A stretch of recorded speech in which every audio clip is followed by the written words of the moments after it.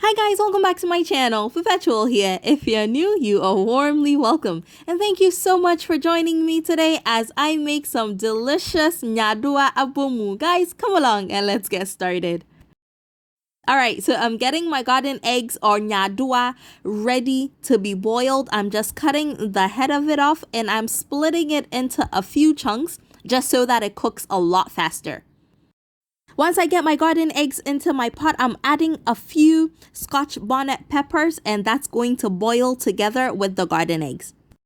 Now guys, of course, if you cannot find garden eggs, eggplant is an amazing alternative for the stew. So just to keep that in mind.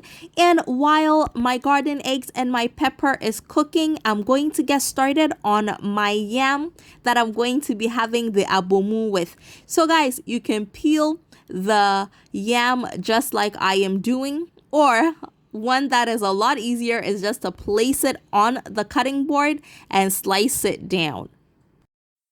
And once you're done getting the skin off, you want to slice it into manageable sizes, however you would like it. And so I cut mine into rounds and then I split it in the middle, and I'm going to give it a really good wash. And then I'm going to get a pot of water onto my stove, and once it heats up a little bit, I'm gonna go ahead and add my yam into the warm water. And I'm going to be serving it with some hard-boiled eggs, so I'm gonna get the eggs in there as well to boil together, and of course some salt to taste. And so for my abomu, I'm going to be needing some momoni or fermented fish. And so what I do is I get a huge chunk and I get them to cut it into smaller pieces in the market for me. And then I store it in an airtight container in the freezer, so I have portions available whenever I want. And to give it additional flavor, I'm going to actually roast it on an open flame. And guys, I love my momoni. I think I am in competition with Ntrowa's kitchen about how much I love momoni. She is definitely the president of this association. But guys, a good amount of momoni in this abomu makes all the difference. And then next up, I am adding my scotch bonnet pepper with my momoni, and I'm going to be adding some onions as well. And I am adding some sea salt. I use the rough one when I'm making abomu just because it adds some friction to my asanka or ayowa when I go to grind it. Now guys, for me, when I'm making abomu, I feel like you need to make it in your ayowa. Like you need that additional flavor that the ayowa gives. I really believe that it does. But of course, you can always use a food processor. And just like I did with my momoni, I'm gonna go ahead and also roast or char my fresh tomatoes because again, that really adds to the flavor. Now guys, in the absence of ayowa or asanka or a food processor, you can also use your blender. But one thing that I notice about this stew, at least in my opinion, it tastes better when it is chunkier rather than very smooth. So what I like to do, if I'm using a blender, I like to pulse my abomu. So the same steps as I am doing right now, but just pulse it so that it does not become too smooth. And now that my tomatoes are very nicely charred, I am adding that to my ayowa with my pepper mix there, and I'm going to grind this until I reach my desired consistency.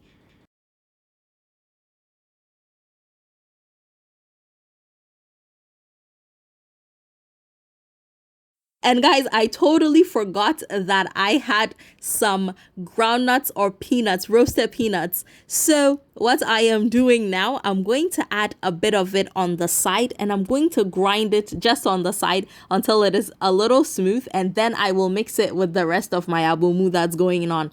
This, you don't really taste the peanuts or the groundnuts, but it really definitely helps with the flavor. So I always like to add some if I have some available. Guys, this is totally random, but am I the only one who counts my yam as I am cooking it? Like, as I'm putting it into the pot, I count it based on the number of people that are eating it. And oddly enough, I actually remember that being done when we were little. But of course, you can't blame us. Guys, I have 10 sisters. So growing up, I think that was one of the ways to make sure that one, we did not waste food, and two, that everybody was actually accounted for. So we would actually, well, my older sisters would go around asking, but you're an ubedi saying, and somebody would say 2, 4, 6, like however many, and that's the amount that would be made. Anyway, now I'm adding my garden eggs into my abomu. And of course, if you do not have garden eggs, eggplant is a great substitute. And I definitely like my abomu chunkier, so I do not grind it until it is really smooth. Now guys, when it comes to garden egg abomu, when you're making it, or Nyadowaa Abomu, when you're making it, make sure that your oil or your palm oil is almost ready at the same time that you finish grinding your abomu, because I find when you leave it sitting for too long, it thickens up and yeah, it just doesn't look as appealing. And while I was chatting away, I had put some koobi or salted fish into my pot to rinse and get cooking, because I'm going to serve it with a bit of that. And now I am just slicing some onions that I'm going to be using for my palm oil. So I'm getting some palm oil into my skillet there. And again, momoni lover here. So I am going to add a bit of momoni, a few little chunks. And then I'm going to add my onions to my oil as well. Now for this step here, I like to lower the heat and just get the onions to get nice and caramelized on a medium heat. I don't want the palm oil to burn, because then it just smells. And if you lower the heat a little bit, it gives the momoni a chance to really infuse into the palm oil, which is really necessary.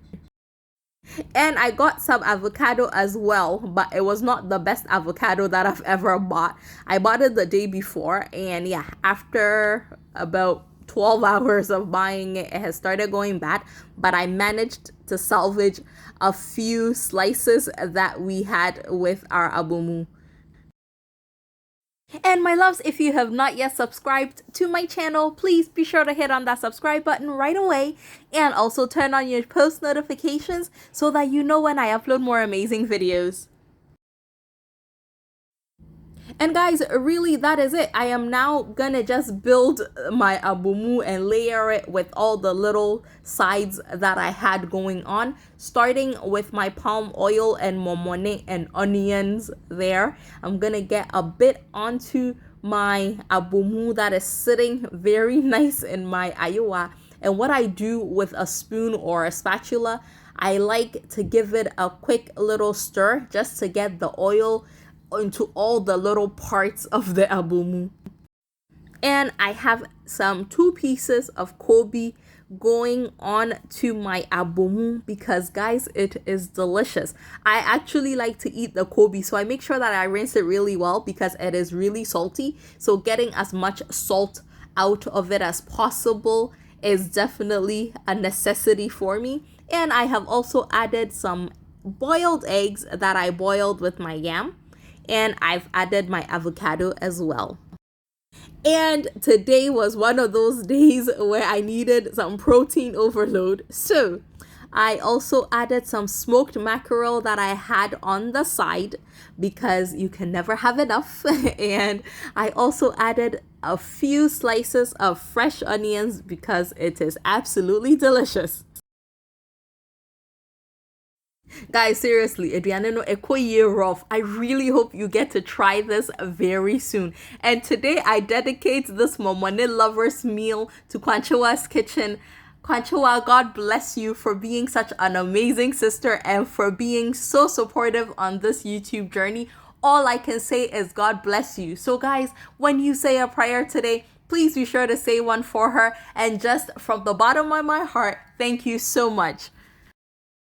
And guys, that is it. As usual, if you enjoyed this video, please be sure to give me a thumbs up, and remember to tell a friend about my amazing channel, and I will see y'all again very soon. Thank you so much for coming along with me on this delicious journey. I will see y'all again very soon. Take care, guys. Bye.